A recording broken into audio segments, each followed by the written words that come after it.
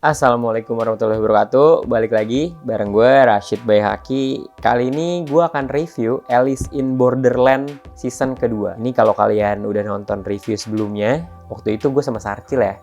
Karena gue sekarang sendirian, jadi ya udah nggak apa-apa.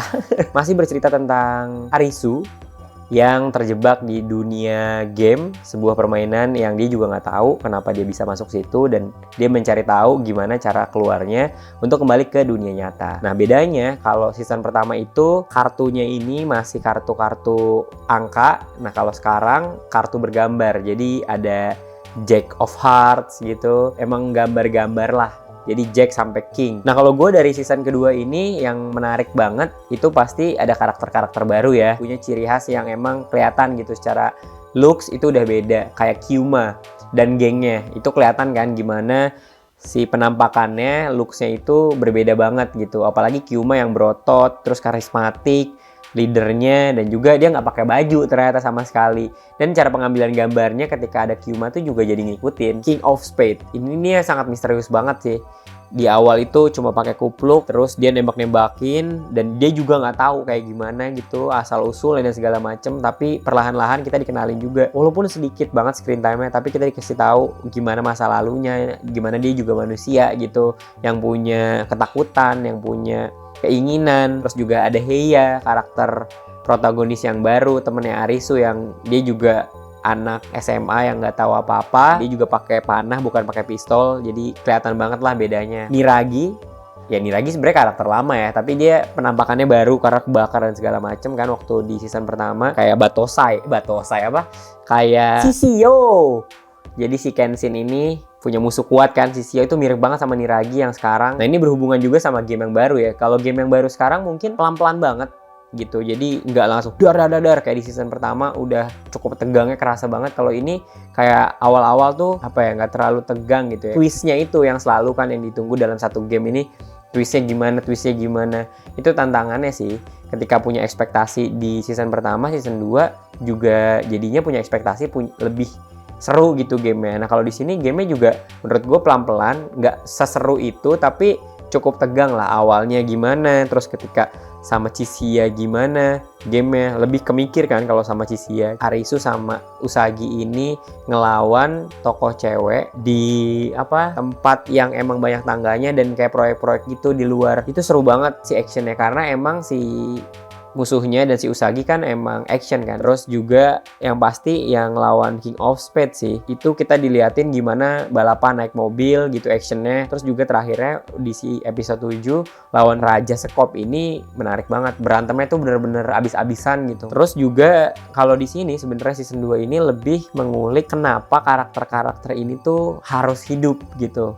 Jadi alasan kenapa harus hidup, kenapa dia menginginkan kehidupan, kenapa dia pengen balik lagi ke dunia nyata, atau bahkan kebalikan, kenapa dia harus hidup di sini. Itu jadi digali terus, dan jadi karakternya kita lebih kenal lagi sih gimana Arisu di masa lalunya, dan dia ketakutannya apa, keinginan hidupnya itu karena apa. Nah, kurangnya menurut gue karena alasannya itu dicari terus menerus, jadinya emang banyak banget dialognya alias bacot banget. Kayak bacotnya tuh lebih ke hal-hal yang dia ngomong sendiri, terus bercerita, terus ceramah, habis itu curhat gitu ke temennya, ke Usagi, ke siapapun, ke penontonnya. Jadi banyak banget adegan-adegan yang ya ampun ini lama banget dia ngomongnya. Itu sih yang gue kayak kesel banget. Udah weh buruan gitu, lu mau mati gitu, harusnya lu namatin ini. Tapi di satu sisi itu jadi lebih kuat karakternya kan, solid gitu, karena kita tahu masa lalunya dan lebih dalam, dan kita bisa lebih deket lagi sama karakternya gitu. Karena dari awal ketika ketemu Kyuma deh, wah seru banget nih Kyuma. Ya Allah, itu ngomongnya lama banget si Arisu, si Kyuma.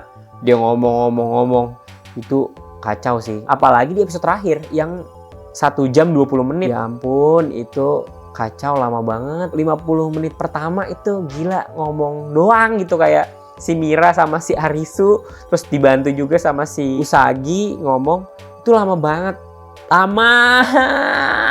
Ya ampun, bisa di skip, kayak bisa dipadatin jadi 1 jam aja gitu, kayak durasi normal episode-episode sebelumnya. Ya ini sedikit spoiler ya, di episode 7 itu sebenarnya harusnya banyak yang mati karakternya, tapi kok nggak mati gitu. Gue bingung banget lah, ini kok nggak mati, udah nggak mungkin gitu, bukan manusia super, bukan nggak ada kekuatan apapun yang bisa bikin mereka hidup kan. Terus juga yang paling gue sebel adalah si Sia ini pinter, terus kayak lah dia gini doang gitu Kak.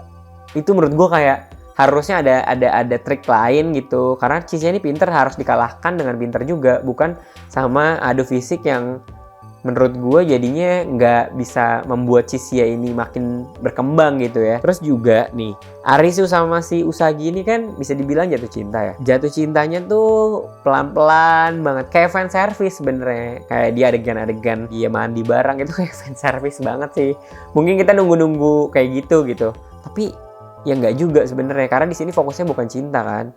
Walaupun itu sebagai apa ya, subplot gitu. Tapi si Usagi sama Arisu nih kalau nggak ada scene mereka jatuh cinta atau kayak hampir jatuh cinta pun cukup menurut gua. Tapi ya di sini ya sah-sah aja sih, mungkin ya itu fan service biar tetap engage gitu ke penonton. Itu aja sih kekurangannya menurut gua. Mungkin kalian ada tanggapan, komentar yang bisa kita diskusikan si Alice in Borderland season 2 ini. Kalau adegan yang paling gue inget adegan openingnya itu balapan mobil, dan yang sebelumnya nggak ada, season 2 episode 7 itu juga oke banget. Semua Arisu dan kawan-kawan melawan King of Spades, si Raja Skop yang emang susah banget, kuat banget karena latar belakangnya itu adalah tentara. Pertarungan itu nggak habis-habis dan sampai titik darah penghabisannya tuh bener-bener parah gitu ya. Wah gila, Aguni sekuat tenaga, Arisu punya rencana tapi susah. Suka nggak suka sih sebenarnya. Tapi adegan ketika ada Kyuma gitu, itu emang karismatik banget sih Kyuma. Menarik aja buat dilihat gitu gimana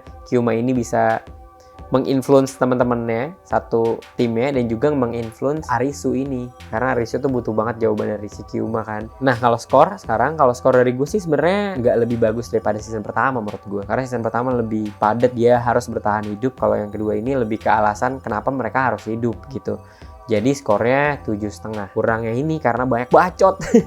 Ya mungkin karena ekspektasi gue itu banyak actionnya dan gimana mereka harus bertahan hidup kan. Tapi bukan alasannya kenapa mereka harus hidup gitu. Endingnya sih, endingnya itu pas banget takarannya. Tapi itu jadi hal yang menarik banget dan bisa kalian tonton deh endingnya gimana, kenapa bagus gitu menurut gue sih. Karena ya emang ada bagian-bagian yang sebenarnya kita tuh sering di Indonesia apalagi ya lokal, itu ada sebutannya di antara hidup dan mati ini. Tapi kalau di lokal nggak akan seperti itu sih, lebih ada lagi mistisnya lokalnya gitu ya.